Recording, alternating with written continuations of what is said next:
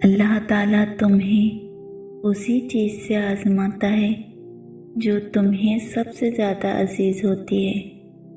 وہ تمہیں تمہاری من پسند چیز کے ہاتھوں بے بس کر دیتا ہے، اور پھر وہی بے بسی تمہیں سجدہ کرواتی ہے، اور تم اپنی فریاد لے کر جب اس کے آگے خالی جھولی پھیلاتے ہو تو وہ تمہیں نوازنے کی ٹھان لیتا ہے۔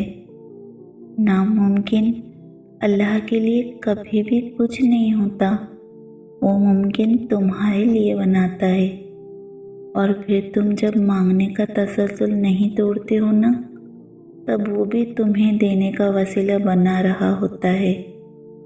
تم اپنی مرضی سے دعائیں نہیں مانگتے، بلکہ اللہ تمہارے دل میں دعاؤں کا خیال ڈالتا ہے، کیونکہ وہ تمہاری چاہت پر بہت پہلے سے راضی ہوتا ہے۔ آزمائشیں تو بس ایک بہانہ ہوتی ہے، بس تمہارے ہاتھوں کے دعا میں اٹھنے کی دیر ہوتی ہے اور نصیب موڑ دیا جاتا ہے۔ اللہ تعالیٰ کبھی بھی انسان کو مایوس نہیں ہونے دیتا۔ وہ اگر امید کا ایک دروازہ بند کر دیتا ہے نا، تو اس کے بدلے 10 دروازے اور کھول دیتا ہے، لیکن ان دروازوں کو دیکھ وہی سکتا ہے جو یقین کرتا ہے۔ اور جانتے ہو یقین کیا ہے؟ تب بھی آگے بڑھنا جب زندگی تھکا کر گرا دے، تب بھی مسکرانا جب مسکرانے کی کوئی وجہ نہ ملے، اور کہنا تو راضی تو میں بھی راضی، اس چیز کے لیے ہاتھ اٹھانا اور گڑ گڑانا جس کا ملنا ناممکن ہو۔ یہ یقین کی وہ کیفیت ہے جب انسان کا دل تو چیخ چیخ کر کہتا ہے کہ میرا رب قادر ہے ہر شے پر۔ اور جانتے ہو جب انسان یہ یقین کر لیتا ہے تو کیسے ہو سکتا ہے کہ پھر وہ 2 جہانوں کا بادشاہ اسے اپنی طاقت کے جلووں سے محروم رکھے؟ پھر تو میرا اللہ کہتا ہے کہ تو نے اب مجھ پہ یقین رکھا ہے نا، تو پھر دیکھ میں کہاں کہاں سے کیسے کیسے اسباب پیدا کرتا ہوں۔ پھر وہ وہاں سے وسیلے بھیجتا ہے کہ انسان دیکھتا ہی رہ جاتا ہے۔ بس پھر ہر محرومی سے وہ انسان کو آزاد کر دیتا ہے اور اپنی محبت کی قید میں رکھ لیتا ہے، اور جس کو وہ اپنی محبت کی قید میں رکھ لے اس کے مقدر کی تو کیا ہی بات ہے۔ جب وہ معجزے کرنے پہ آتا ہے نا، تو مجال ہے کسی چیز کی جو وہ رکاوٹ بنے؟ میرا رب تاک راتوں میں جلتا ہوا وہ چراغ ہے جس کے نور سے 2 جہاں چمکتے ہیں۔ اور تم جانتے ہو دعا اس چیز کو بھی تم تک کھینچ لاتی ہے جو تمہارے نصیب کا حصہ نہیں ہوتی۔ معجزے یقین کے دھاگے پر ٹکے ہوتے ہیں۔ سکون سے لے کر بے بسی تک کے سارے اختیارات صرف اللہ کے ہیں۔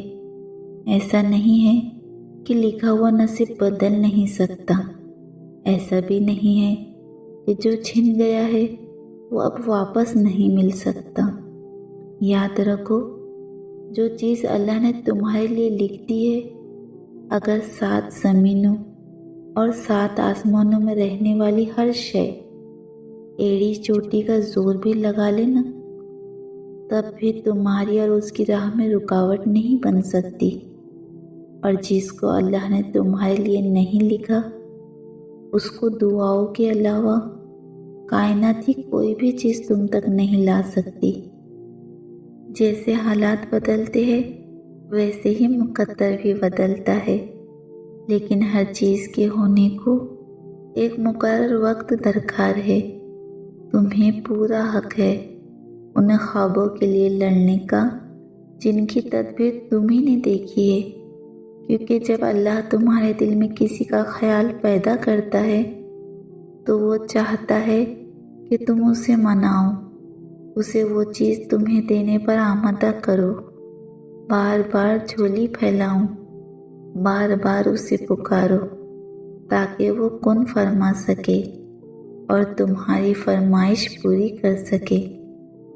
मांगने का हक उसने तुम्हें दिया है। जब उसने सूरह इमरान में फरमा दिया है कि दुआ पहाड़ों को भी उनकी जगह से सरका सकती है, तो कबूलियत का शक तो बनता ही नहीं। अल्लाह ताला ने मुकद्दर लिखने का इख्तियार तुम्हें दिया है कि चाहो तो दुआओं का तसलसल बढ़ा लो और चाहो तो मायूस होके बैठ जाओ। मत भूलो कि तुम्हारा काम सिर्फ इल्तिजा करना है, तदबीरें वो खुद निकालता है। जब वो किसी काम के होने का सोच लेता है तो वो उस काम के मुकम्मल होने का इशारा कर देता है। बस फिर जो नामुमकिन होता है ना, वो भी अल्लाह के कुन से मुमकिन हो जाता है। अगर तुम उस मुस्तकबिल की एक झलक देख लो जो अल्लाह ने तुम्हारे लिए लिखा है, तो तुम्हारा दिल सुकून पाले। तुम अपनी कदर पर शक करना छोड़ दोगे, ये डरना छोड़ दोगे क्या कभी तुम भी मुंतखब किए जाओगे। और तुम जानते हो जो आगे है वो उससे कहीं ज़्यादा खूबसूरत है जिसके लिए तुम अभी दुआएं कर रहे हो। वक्फों पर भरोसा करो, ताख़ीर पर भरोसा करो, यहाँ तक कि टूटे दिल पर भी भरोसा करो, क्योंकि ये सब अल्लाह की हिफाजत करने और नरमी से तुम्हें तैयार करने के तरीके हैं।